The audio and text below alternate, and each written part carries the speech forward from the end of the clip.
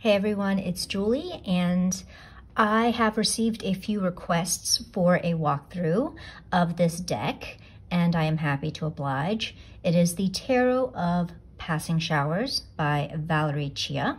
She has the YouTube channel, The Slightly Chipped Moon, and of course I will leave a link for that, as well as a link to the MPC website where you can purchase the deck. I first saw this deck on Casper's channel at Boy Diviner, and I was so taken with these images, so intrigued, and I decided pretty quickly to get the deck. The images are inspired by both Thoth and RWS, and I even see Marseille a little here and there, but I believe Thoth is Valerie's preferred system, but don't quote me, and Valerie, if you see this, you can correct me. And yeah, you know, nowadays I'm looking for decks that offer me something different, and I like how, you know, this deck is Valerie's unique interpretation of the cards. Several of the images are actually from the Inktober challenge that Valerie participated in. And for those of you who aren't familiar, Inktober is an Instagram challenge, and it occurs every October. So for anyone who wants to participate, they can participate the entire month by creating drawings based on given prompts. There is an option to buy a tin for this deck, and you can see what it looks like on Valerie's channel. She shows it in her videos, and it looks beautiful. You could also see it on the MPC website as well when they show you a preview. Valerie has been really great while I've been getting to know this deck. I have asked her some questions about, you know, just some of the details in a few of the images, and she was just so gracious to answer my questions and to even offer me some notes explaining some of her inspiration behind the images she's created. So first, the story behind the name of the deck, Tarot of Passing Showers. Valerie had initially named the deck with her favorite Japanese word, which I'm probably going to butcher, shigure. And so shigure has different meanings attributed, rain and autumn, fleeting rain, very lovely. And so in the end, Valerie says it was between naming the deck Shigure Tarot and a couple other options, and she asked her deck what name she should give it, and it chose Tarot of Passing Showers. So I thought that was a great little story. The deck is standard size in terms of tarot, so just for comparison, here's the Centennial, exact same size. This cardstock is linen. I don't know if you can see, but it's a good cardstock, and it's still thin enough that I can riffle shuffle, which makes me very happy. So again, the images in the deck, they were inspired by Inktober, of course, RWS and the Thoth, and then other pop culture figures or shows or works of art. And so let's go through the deck, and I will offer you my thoughts and also Valerie's intentions, you know, where I think it would be helpful for you guys to know. And again, I would visit Valerie's YouTube channel because she is doing a series where she talks more about her deck. And so best to get it from the creator's own words, but and also she can correct me, hopefully, if she sees this with anything that I've conveyed incorrectly. So here we go. First of all, these backs, I love the colors, and these kind of remind me of hydrangeas, which are one of my favorite flowers. So, the Fool, he's young and he's wearing a jester's cap, which reminds me of Marseille. And you have the Chinese mythological creature there. It looks almost like a little dragon in the corner who is pulling on the Fool's pants and taking the place of the white dog that we traditionally see in the RWS. The Magus. So there is definitely more of a trickster quality to this Magus, and they are guarded by the three-headed Cerberus, the dog in Greek mythology, that guards the entrance to the underworld and prevents the dead from trying to leave. So it's like, you know, once the fool enters, you know, or takes this step and crosses this threshold, then really there's no turning back. The High Priestess.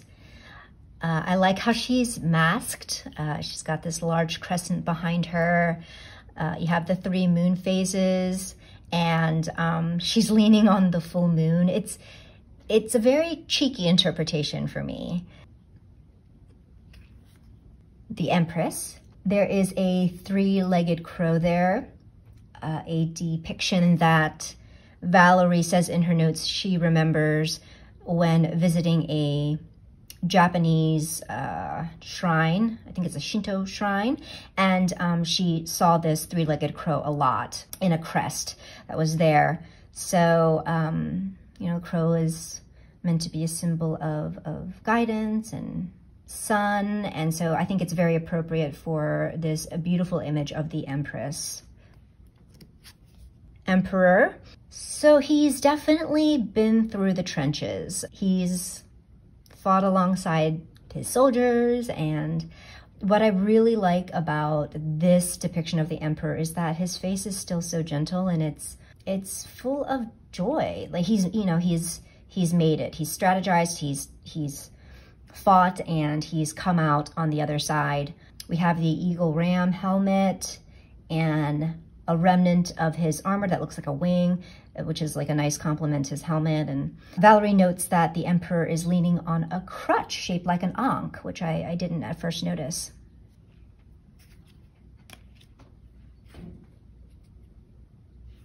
The Hierophant. We have an astronaut here, which is definitely different than what we're used to seeing. You know, he's been through a lot as well because his helmet is cracked. You know, he's been to space, he's seen the universe, and he's been through a great deal too. And so he is a guide, a teacher to share with us what he's learned out there. And instead of 2 people in supplication, we have 2 beautiful birds that are listening to him. So I really like this.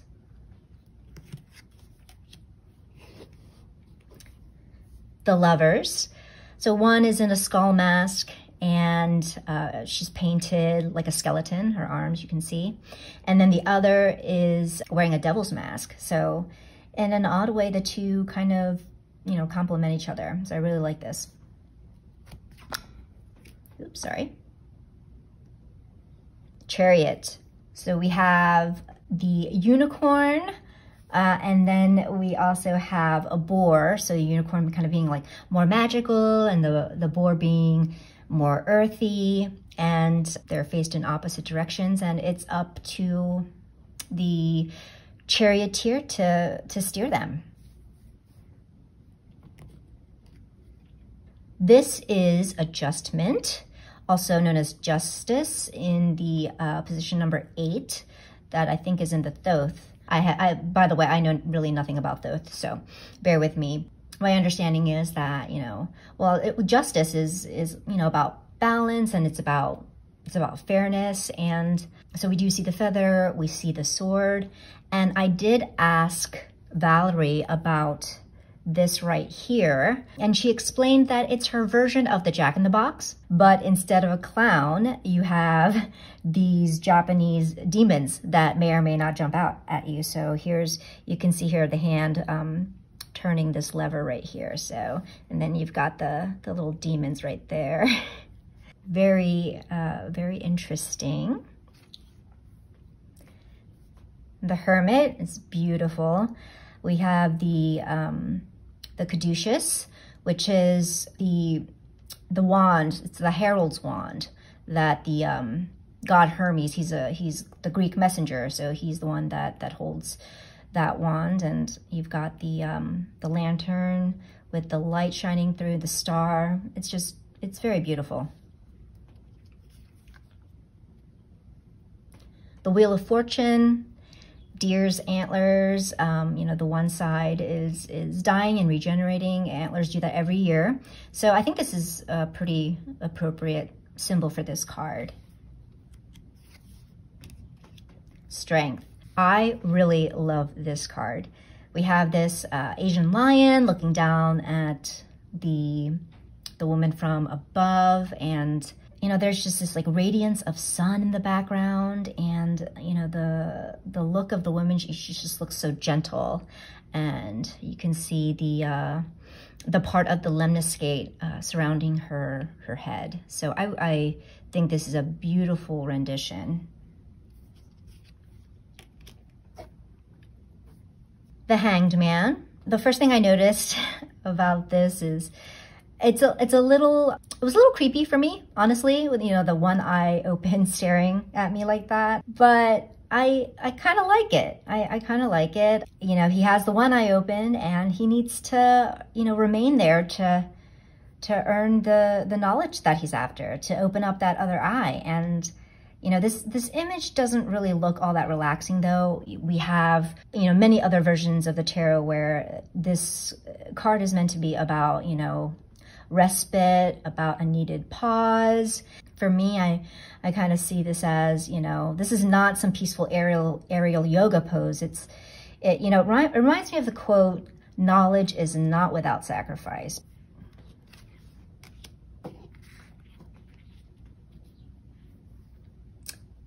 Death. In the tradition of the Thoth, we have this card unnamed, and in this depiction, the figure is embracing a skull, and she's half skeleton. You can see the phoenix rising up into the sky.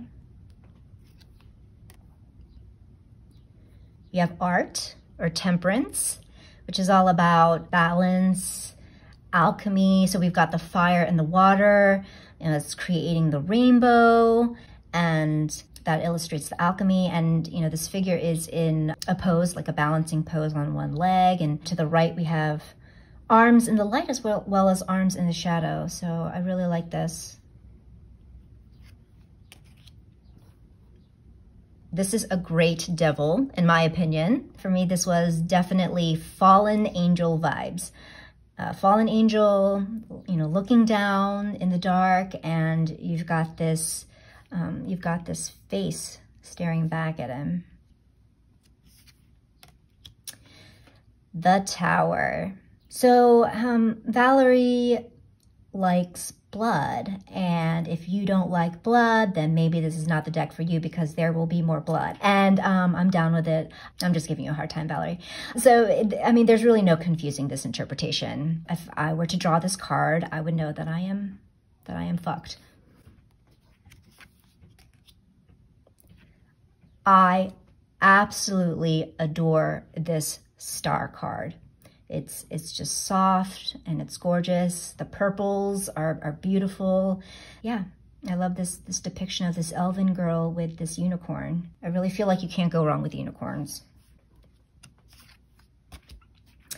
And this moon has got to be one of my favorites in this deck, if not one of my favorite depictions of the moon in tarot, because it is just, it's so badass.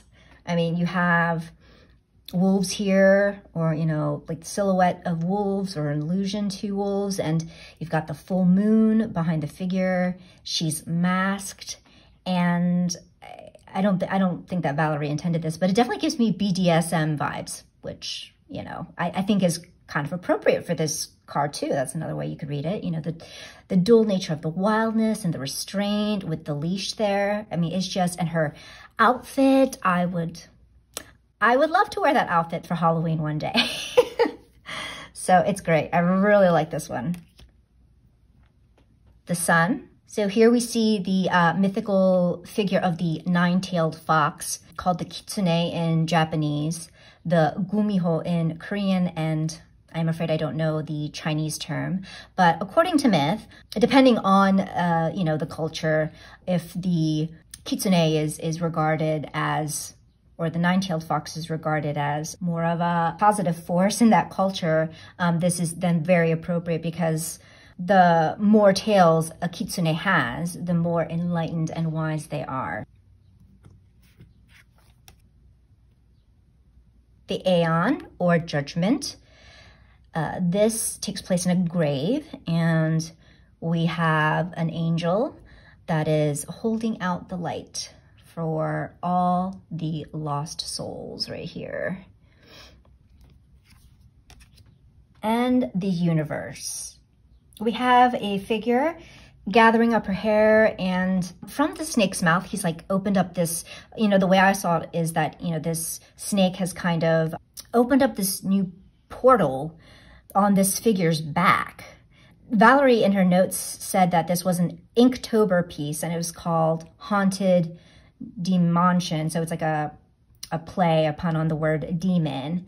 So the whole idea of dimension, I can totally see that in this card with, this kind of portal here, and we've got this right here. So it's very trippy. Now we are on to the wands, which Valerie has said that she has given a cyberpunk theme to. And this ace here, Valerie illustrates a Shiva Lingam stone, which symbolizes energy and passion, so it makes a lot of sense. And we've got the double helix here, DNA double helix in the background holding up the stone. The Two of Wands. I saw this as two heads of the same person, or two personalities of the same person with a shared insect body. Valerie likes insects too.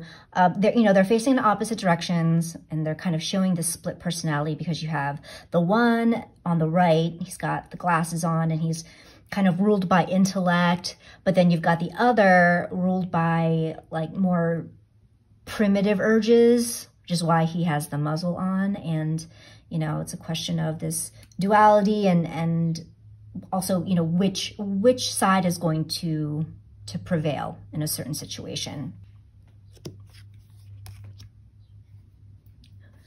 Three of Wands, a little boy breaking through the ground with a lot of determination. And so this kind of forward propulsion, and you see here his lizard friend is also following along. So I thought that was really cute. I love the colors in the Four of Wands. It's very beautiful, very vibrant. You do get a clear sense of unity here, of union and stability. And you've got the two mirrored lions right here, which are also beautiful. Five of Wands, decapitation. Blood again. You've got the arrows that symbolize the wands, hyenas in the background. And if you guys know anything about hyena behavior, I just think they're fascinating creatures. And, they're an aggressive clan. They're good hunters, and they're scavengers, and they don't mind eating human corpses. Six of Wands.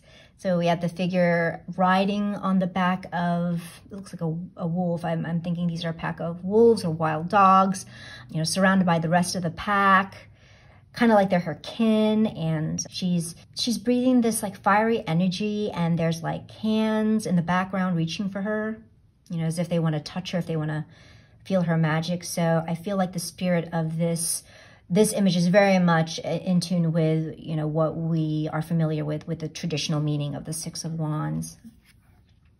Seven of Wands. The Black Widow woman here looks pretty pissed and ready to defend herself, defend what's hers.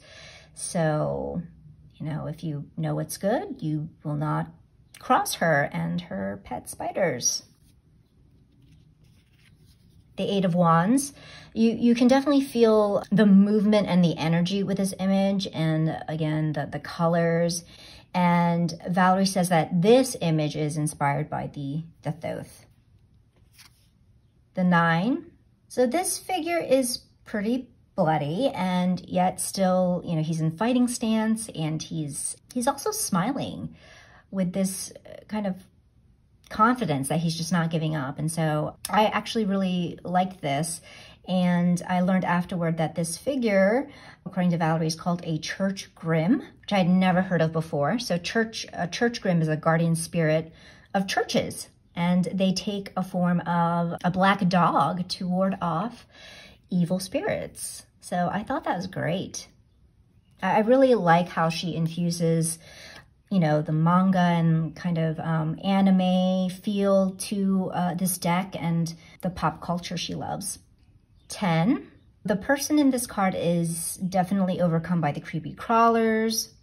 You have this robotic hand here that's emerging from the ground and grabbing her by the head, trying to push her down. And then you've got another hand right here, grabbing at her wrist.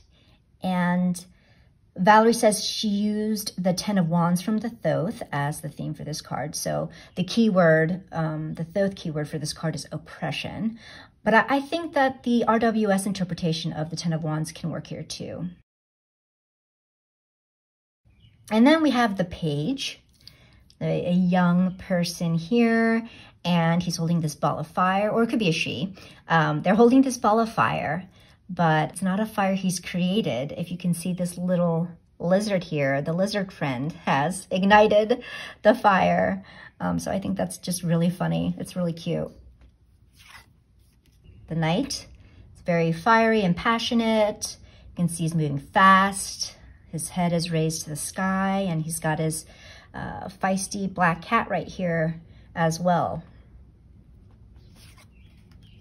The Queen, this is very cyberpunk to me. She's got the mask and like this painted tattooed look on her. And I love the cat up here as a nod to the RWS. And, you know, she's balancing this cat on her head and showing off her lit crown. And it's just, yeah, it's very badass.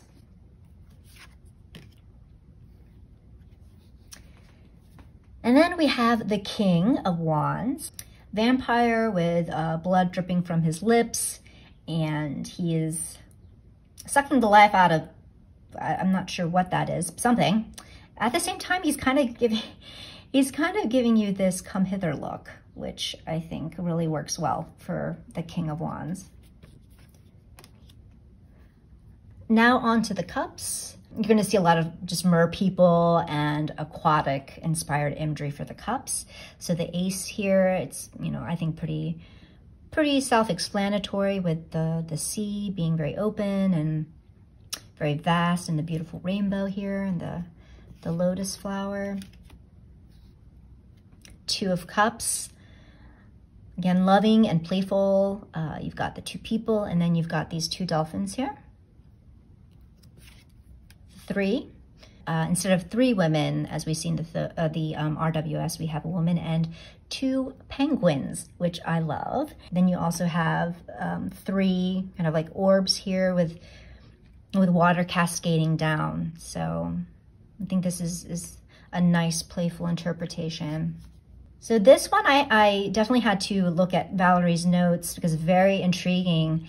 Valerie's idea for this image is a merman resting under the shadow of a whale. His chest is a locked box. So it's, you know, kind of symbolizing that he's shut himself off from emotion, from feeling.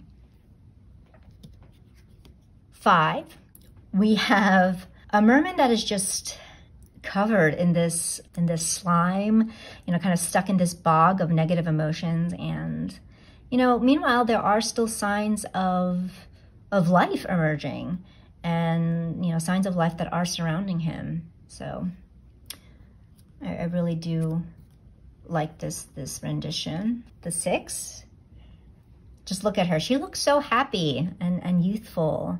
So we have a Selkie here, and she's got her ball and her seal friend. So I think it to me is a very complimentary of the RWS 6 of Cups. 7. Valerie's inspiration for this card was the story of the goddess Ishtar, which I was not familiar with this myth. And I think there are various interpretations, but Ishtar basically descends to the underworld where she's attempting to overthrow the queen of the underworld, who happens to be her sister. And so here's Ishtar right here, and she's descending. She's got these 7 jellyfish here. The story is that the 7 judges of the underworld kind of say, they're like, no, you're guilty of hubris and disloyalty, and you're gonna die. And so Ishtar's sister basically kills her. That's her right here, and she's killing her with her death gaze. I think this is, once again, a great choice in depicting the 7. The idea of Ishtar having these like grand illusions of being queen of the underworld and then suffering for it. 8.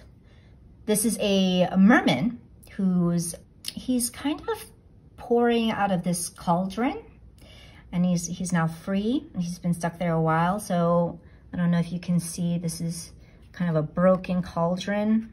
If you turn it this way, here it is, and here's the one leg here. And he's free of it, and it's kind of fun to speculate why he was in the cauldron to begin with. You know, what was there, like an Ursula sea witch situation? I mean, there are just so many things to ponder with this image. The 9, which is the wish card, and very peaceful, very calm. Love the otters. Even the otters are happy. You've got this one otter also kind of meditating, and this other one just smiling. And then the 10 of Cups. This figure is pulling others out of the waves, and it's almost as if, you know, the ocean is holding her up, and then she's, you know, gathering the people with her, and she's looking up at this rainbow. So again, another very inventive interpretation. The page is half submerged in water and blowing bubbles, which I think is so cute and hilarious. The Knight. This is very knightly, in my opinion. The knight with his unicorn horn, which is, to me, a very kind of fantastical and romantic element, you know, because he's just kind of like the knight in shining armor, right? Except naked. This is a great depiction of the queen, I think. I mean, she's a siren, and she's, you know, there's this large sea creature behind her, which feels a bit ominous. And to me, it looks as though she's also mothering or protecting like these little creatures here with her hands. And, you know, she just has this look of fierceness as she's singing. If you know common folklore about sirens and the siren song, the song is, you know, very irresistible and commanding. So you get that feel from her, which I really appreciate. And then the King, holding the lotus. They look kind, and holding out this orb of light for us. Now onto the swords, which has a steampunk feel to the images. This ace here, hummingbird, and the beak looks very much like a sword, and it's piercing through the sacred geometry image that I've seen so many times, and I can never remember the name. Megatron. No, that's a transformer. Metatron. Metatron. Oh boy.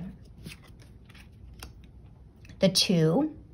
Instead of a blindfold, this person's hands cover their sight, and I just really love the clothes. The clothes mimic the shape of the moth, so I think that's really clever, and I love this use of color here. The 3. Thank you, Valerie, for not giving me a heart impaled with 3 swords. So this person's in despair, you know, his mind is caged, and I just love how his chest is this cavernous hole that birds are nesting in and flying out of.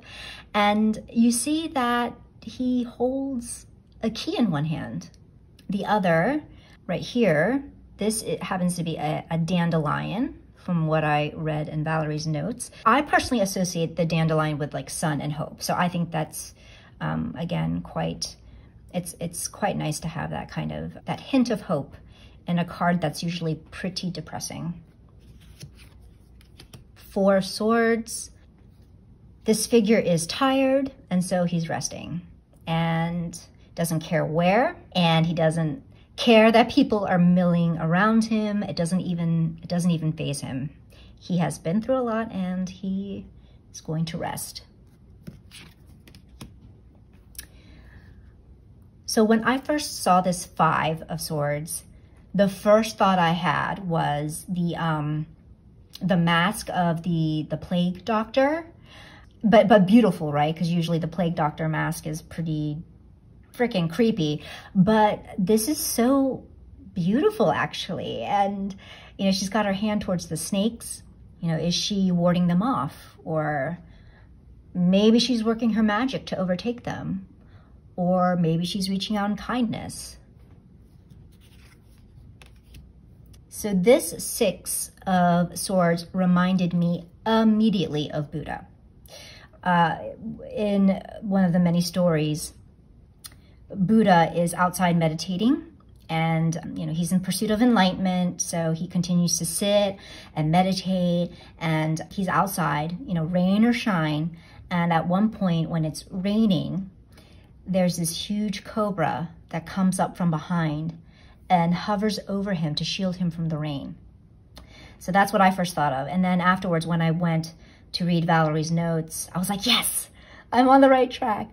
Not that there's a right or wrong, but yeah, I love this image. And this is in fact inspired by the Thoth, according to Valerie. So the 6 of Swords in the Thoth is about intellect and mind over matter, and the key word for that card is science. So this makes sense to me. You know, the boy has lost his pet bird here, and you know, he's sad about it. He's really upset, and he just hasn't yet reached that level of knowledge, you know, the knowledge to understand that death is a part of life.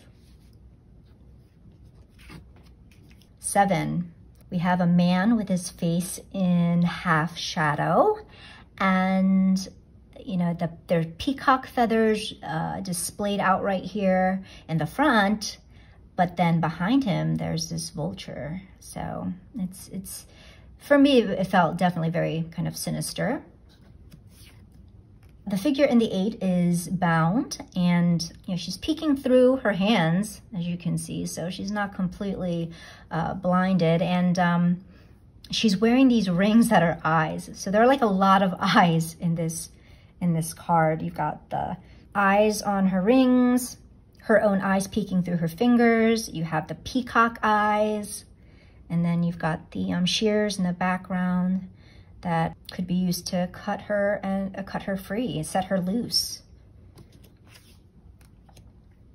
The 9 figure, which I took to be a cyborg of sorts. On this carousel, we have a kind of creepy bird that she is on, and her eyes are covered, and her hand is broken off, and it's just basically like she's on this carousel from hell, really, that just doesn't stop going. Very nightmarish. And then the 10.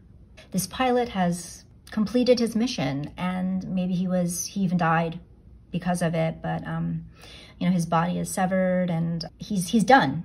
The gears have stopped. But again, there's this sense of hope with this card. He's looking toward the light. You have these little butterflies here as well, which again, you know, it provides that feeling of optimism and a new beginning. The Page, with their head poking through the clouds, gazing up at the balloons. And I definitely get the sense of daydreaming, but not like the Page of Cups kind of daydreaming. This is a more kind of reverent and somber and pensive kind of head in the clouds. The Knight, I think this image says it all. It's very active, kind of like a battle cry coming from the character, and a thunderbolt from the sky. This is a softer depiction of the Queen of Swords, which I love so much. The queen is grinning, leaning against the crescent moon. You've got the sword right here. And I don't know if you can see, but there's a head of wise little owl poking through from behind. And the queen is pointing as if she's, you know, directing someone or pointing out something that's important. And yeah, she's the one to offer direct and clear guidance. The King of Swords, very steampunk in terms of the attire and very no nonsense. He's surrounded by crows, and I don't know if you can notice, but this one crow in the back, it looks like something detrimental has happened behind the king's back to this crow, and for me that indicates kind of a shadowy or ruthless nature of this king. And finally, on to the pentacles. So the costumes that you're gonna see in this suit, Valerie says they were inspired by different tribes, like those in New Zealand and Bhutan. And of course, you've got pretty earthy imagery and land animals and plants, you know, very, very appropriate to this suit. So the Ace of Pentacles, more sacred geometry here with the spiral, which we see in a lot of other tarot decks for this suit. You have the lizard tail here, spiraling here, and then you have this, it's like a shell, like a fossil shell. The Two of Pentacles. This was just very kind of fascinating for me to look at and to study before I even read Valerie's notes. I just really liked it.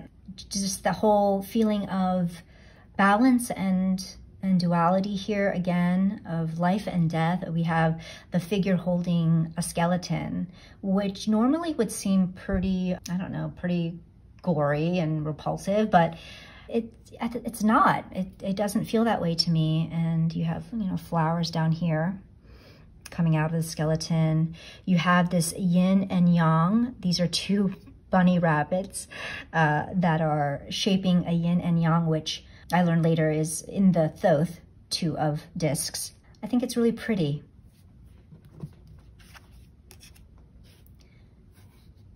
The Three of Pentacles, tree growing out from this person's hands, and you have these wild horses behind him. It gives just a very active energy, a very confident energy to this image, you know, as this person is learning to manifest from the earth. The Four of Pentacles. The colors, to me, they just really convey abundance and warmth for me, which I love. So this is not the image of a miser, right? He is sitting in meditation, very calm in demeanor, just very serene and stable.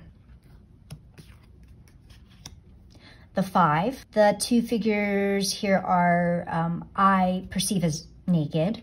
And, you know, they have only the shelter of the tree, and they have only each other. So there is still that sense of poverty or lack that we get from the traditional Five. But again, as we've seen in other images in this deck that are traditionally, air quotes, negative, there is that feeling of hope and comfort too. Oops. The Six of Pentacles, we have one person with their hand in the position to give, and the other in the position of receiving. And so you can see that rainbow there that kind of illustrates this exchange. And then there's a flower up top where their heads meet, or their helmets, I guess, meet. This looks to me like a walking cane. So, you know, perhaps the one is offering this other person aid of some kind. I don't know. This image is very interesting to me because so traditionally in the RWS, this is, you know, air quotes, positive card. But the two characters here actually they don't have the most cheery expressions on their faces, which is, you know, kind of contradictory to the rainbow and the flower. 7, a woman has a lotus sprouting from her pregnant belly. You know, she's waiting for whatever's unborn to be fully formed. And you've got this red panda in the background hanging out there and waiting with her and watching and observing. 8, the girl here, to me, at first glance, looked like she was holding up the sun. But actually, according to Valerie, she's just taking a little break and having herself a good stretch while her beaver buddy here continues working. The 9 of Pentacles. This woman, you know, she's holding, I don't know if you can see that here, the vegetation. As you can see, kind of the stalks here and the leaves, and this could be like maybe a fruit. But she's very abundant. She looks very abundant with, you know, the flowers and her hat. And it's very interesting that instead of the bird we typically see in the RWS, we have a bear. So kind of a more confident, bolder energy there. This 10 of Wands, I absolutely love. It is a very different notion of lineage, and it's fantastic. You have the girl embracing a bison, and then you have the anteater sitting on top of the bison, and you have these paw prints of the different animals etched here, which almost kind of reminds me of like drawings that you would see, or like paintings you'd see inside an old cave. Beautifully done. A Page, very earthy, covered in flowers, as we see in other figures in this suit. And he has a frog sitting right there on his head.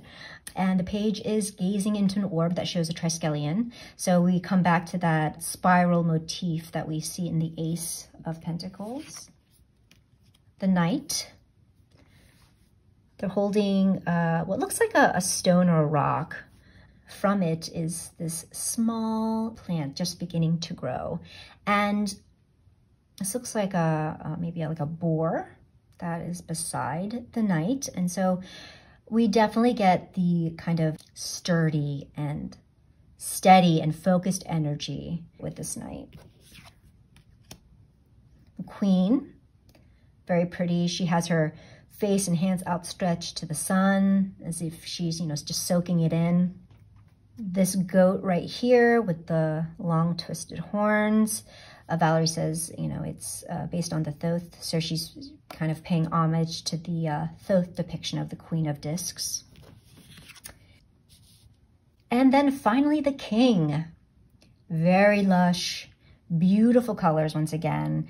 I mean, you can just look at all the green around him. It's almost like these plants are just wrapping around him, embracing him. He definitely looks like the master of his domain. I think my favorite part of this card is this turtle. I mean, look at that face. Doesn't it look like an old and wise soul? So just a beautiful, beautiful depiction. So that was a long one, but I wanted to give this deck its due attention because this is such a great deck, and I've been working with it over the last month, and I have found that even though I expected it to be confrontational because the images are visceral, I think that because the themes throughout are very much inspired by kind of like pop culture and manga and kind of very fantasy or sci-fi like elements, which I'm very much attracted to, it was also a way for me to have more distance and not feel like some of these images were kind of punching me in the gut, you know, that I'm looking at like the story of fiction, you know, from some kind of, I don't know, steampunk novel or a fantasy novel. So I really appreciated the work that went into this deck. You really should check it out. So let me know your thoughts, and I hope you enjoyed, and I'll see you in the next video. Take care.